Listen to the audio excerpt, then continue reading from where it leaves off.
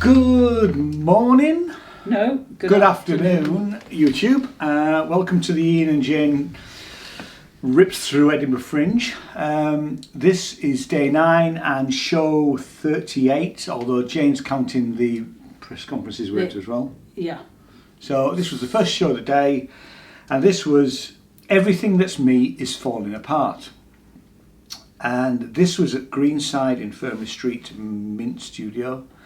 Do you want to read the bit? Have you got more? I might have more, yeah. Well, okay, right. Yes, I think so, you have. Using a mixture of animation, visualisation technology, a live camera and a toy train, comedian David Callaghan brings a groundbreaking comedy play packed with heartfelt, bittersweet and hilarious stories of love and loss. And then we have a whole load of 4 and 5 star reviews. Jane thinks she picked this one but doesn't know why. Well, no, that sounds awful. No. That sounds I awful. didn't mean it to sound like that. No, it's some of the description in the paper program, which we have established in a previous video, does not contain everything you need to know. Yeah.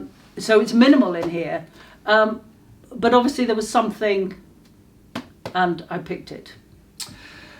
And this was everything that the Fringe is about, really. Yes. I mean, David's storytelling is just breathtakingly brilliant. Superlative. Really. I mean, he's a great comedian. It's funny, it's poignant. His story, because he actually says it's theatre comedy, but actually you could also include storytelling in there and all the multimedia stuff. Yeah. It's absolutely brilliant. It's just brilliant. I mean, so each box on the train, and Ian's going to include. I'll include all the photographs. So we don't need to describe it in detail because Ian can show you. Each box, which was then projected onto the screen, had a story attached. Some just illustrated a moment. Others illustrated a full story. And then David had animated over the top of that. Yes. And actually what he did say, because we did speak to him at the end, he said that he did all of this while he was in lockdown because it's a massive amount of work and it's cost him a lot of money, he was saying. Yeah. But he learned and got a master's in animation over lockdown. So he learned to do this from scratch while everybody was sat at home, really. And good on him. I mean, and as he said, there's no big PR team here. It's him.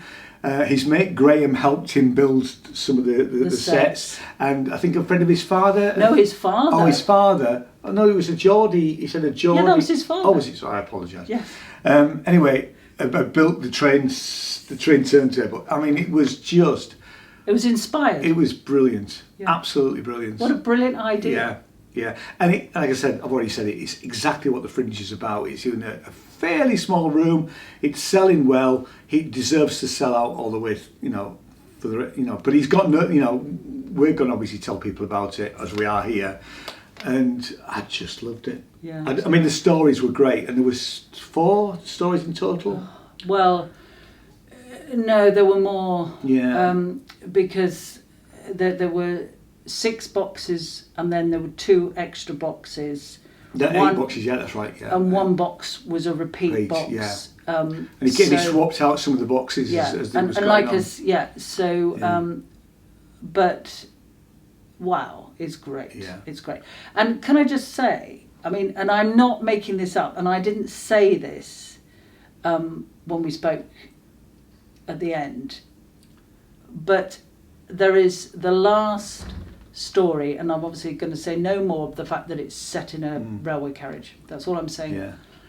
And I had the hairs on the back of my neck. I gasped. I gasped. I mean, it was lovely. It was a fantastic story. There was, he's. I mean, he's on our radar now. So and we actually did say that to us. If you come back, and he told us he's got some other ideas, but it's going to take a while to get all that stuff off the ground if it happens.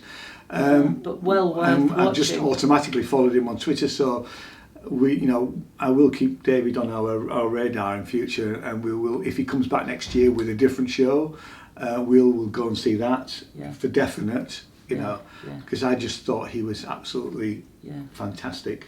Yeah. So what? How many stars? Oh, it's 5 for me. Yeah. It's a just, Yeah.